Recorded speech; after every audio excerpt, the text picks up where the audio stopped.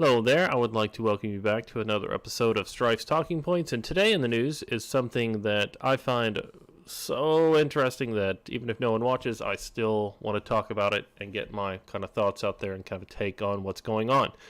This is CBS. Who is involved in Syria's 8-year civil war?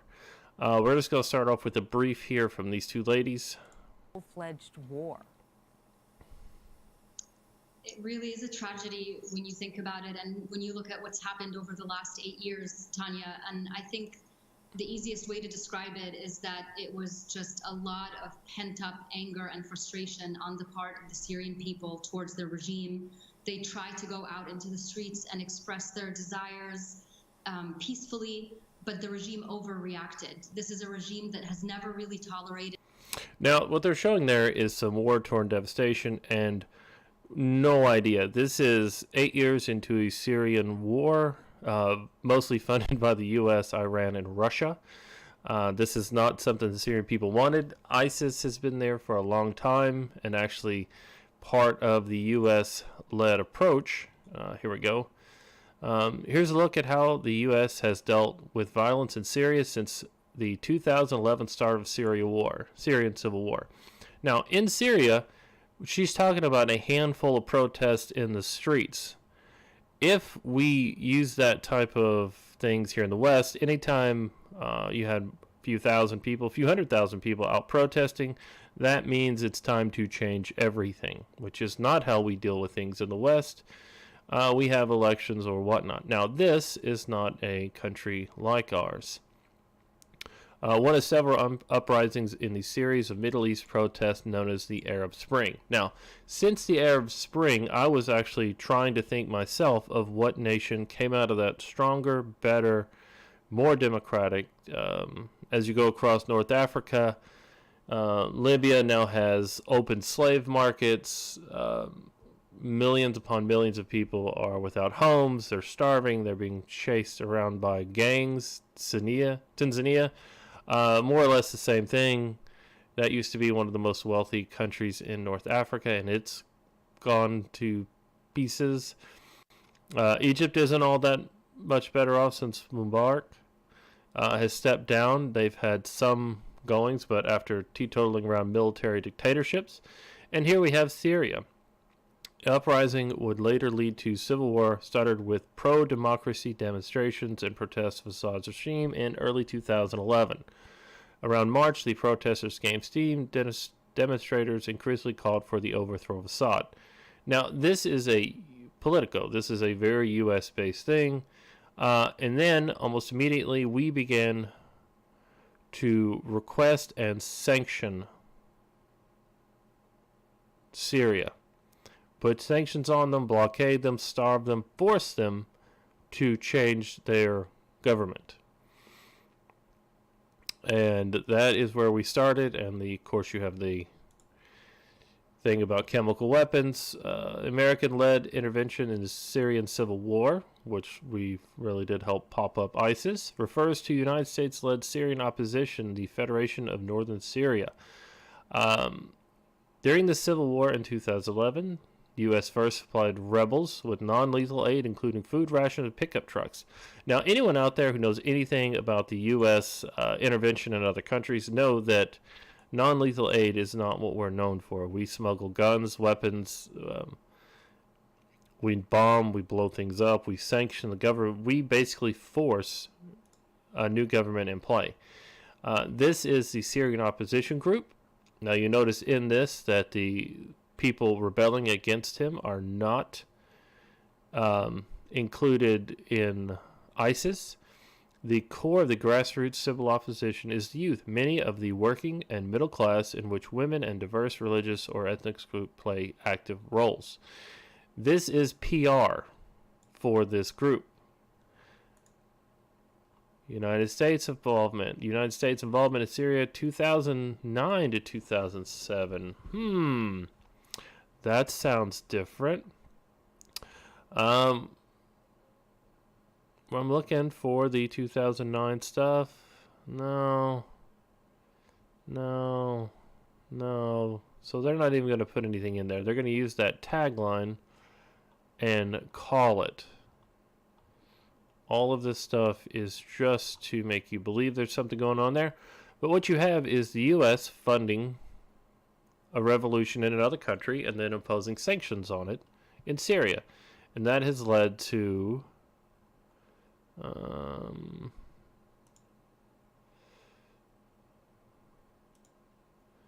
let's see, 300,000 deaths. Sorry.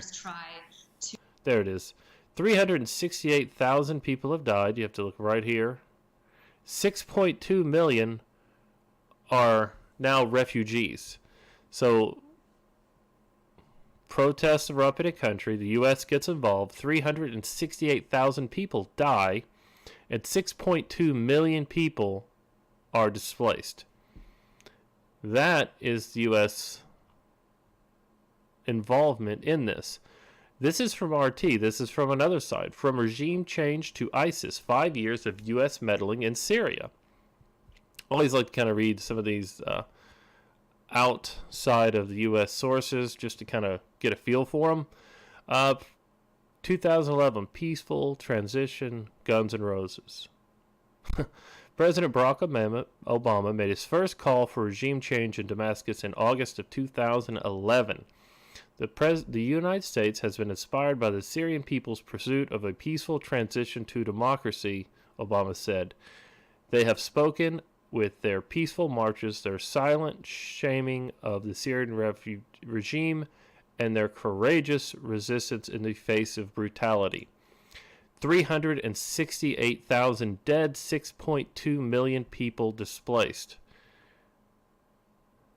The future of Syria must be determined by its people, but by its people, not the U.S. and world sanctions. But President Bashar al-Assad is standing in the way, Obama declared. For the sake of Syrian people, the time has come for President Assad to step down. Very powerful words. Bashar Assad became president, blah, blah, blah, after his father died. 2011, protests began in Hama, where in 1982, Hafez Assad, can't say that name, was brutally suppressed by Islamist insurgency. In June 2011, had brutally suppressed an Islamist insurgency. In June 2011, Ambassador Robert Ford visited Hamas as tens of thousands of protesters threw red roses at his car. By July 29th, the Free Syrian Army was proclaimed by the rebels. Washington has previously covertly funded Democratic campaigners in the country through a program initiated by President Bush while imposing sanctions against Damascus in 2003. So, the U.S. has been funding this since 2003. Arab Spring comes, it finally breaks out, and now, again, 368,000 people dead, 6.2 million people displaced. That's just a breakout of it. Through this intervention, we have had the founding of ISIS, which is spread all across the Middle East. I don't believe their numbers include the deaths in Iraq and throughout the rest of the region, but just strictly in that area. Russia has been there also trying to counterbalance our efforts. And here's the thing. What business does the U.S. have helping to kill 368,000 people and displace 6.2 million in the Middle East? None. I can't think of any reason that if protesters in another country are upset with how their government works, that the U.S. should invade, help kill hundreds of thousands of people, and displace millions.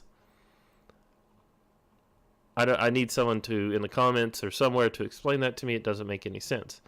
And now we have this. This is completely off the topic for Syria, but this is what we're currently doing in Venezuela. I want you to listen to the State Department man talk. He's going to refer to Guaido, the U.S. chosen president of Venezuela, the man who did not win his election, whose party did not run in the election. They did not run. Imagine in the U.S. if a third party let's just call it the Green Party. Imagine if the Green Party had all their candidates sit out of an election and then screamed around the world for international help to topple President Donald Trump, the elected president, and Congress, the elected Congress, because they didn't participate in the elections and therefore that election is invalid. They weren't forced to sit out, they chose to sit out. The United States applauds the people of Venezuela for their actions to create a peaceful democratic transition and congratulates interim President Juan Guaido on his successful diplomatic efforts in the region. Now, interim President Juan Guaido, a man who didn't win his election, who didn't run in his election, who has been working with the U.S. and a handful of other countries to topple the current regime, and they're currently getting more and more sanctions dumped on the people of Venezuela. I believe now they're up to 3 million people displaced. 3 million people. In safe return to Venezuela. However, we have noticed in news coverage that some outlets are incorrectly referring to Juan Guaido as the opposition leader or the self-proclaimed president. Neither is correct. Both are correct. He is the opposition leader. However, actually, no, that's incorrect. He is not the opposition leader. He is the number 2 man in the opposition. The actual opposition leader, I believe, is under like a house arrest in Venezuela for fraud and other crimes. He is the leader who has been chosen by the U.S. and we move forward. Few basic facts. The National Assembly remains the only legitimate and democratically elected institution in Venezuela, of which his party did not run for elections in. Juan Guaido was elected president of the National Assembly on Speaker of the House. January 5th, 2019. And on January 10th, Maduro usurped the presidency by winning his election with no one running against him. Therefore, the President of the National Assembly, Speaker of the House of Congress, and relying on Venezuela's constitution. We have ignored Venezuela's constitution. We have also ignored their electoral process, which is much more efficient than ours and much less apt to any type of fraud, and which was the last time it was overseen by foreign dignitaries or delegates. It was proven to be very efficient and very authentic. As President of the National Assembly and relying on Venezuela's constitution, Juan Guaido became interim president.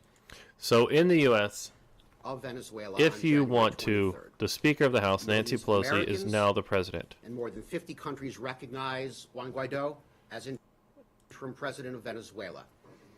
He is appointed and credentialed ambassadors to international organizations and the United States and numerous other democratic nations and other democratic nations. So to refer to Juan Guaido as anything but interim president falls into the narrative of a dictator. We are sanctioning a country. He did not win election in his country, and we, the U.S., have decided he is in charge. Who has usurped the position.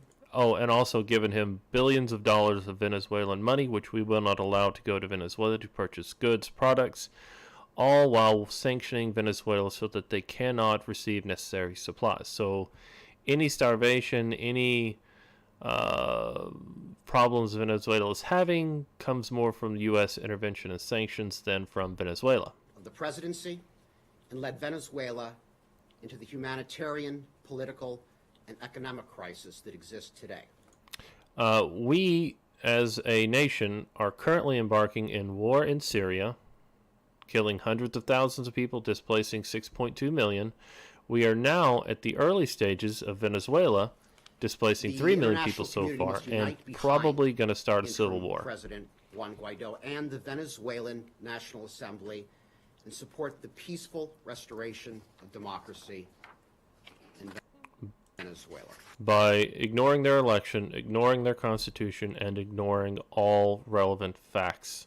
We want to go to war with Venezuela to privatize the oil industry, and I'm assuming that 500,000 people or more will die fighting in the streets, starvation, millions of displaced people because we'll have blown up their homes.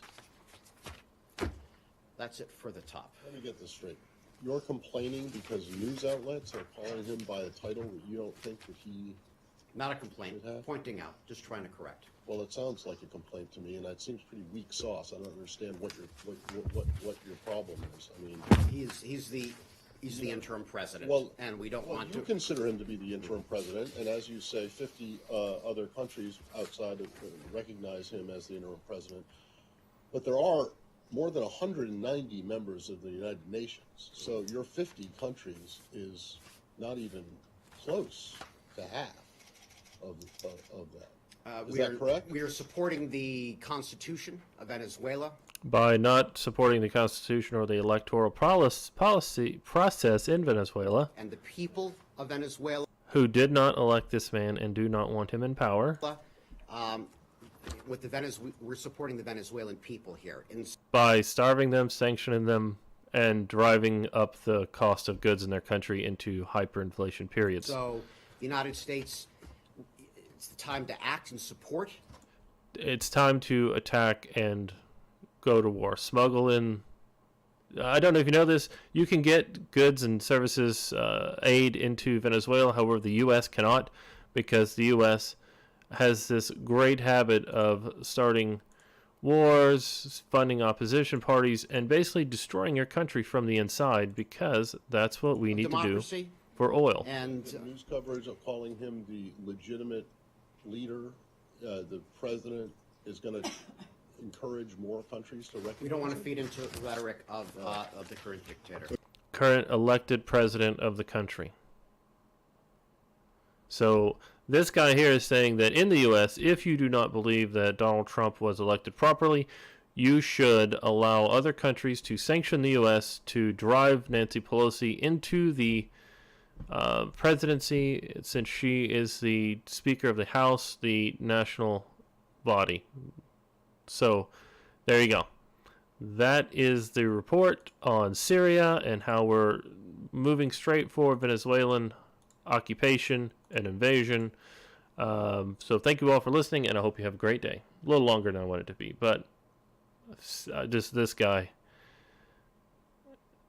right there, this reporter is Countries amazing. is He will never be allowed in a State Department video close again. to half of that. 50 of 190, so less than a third of countries support this, and we are violating UN Charter by sanctioning a country and essentially committing siege warfare. Thank you, and hope you have a great day.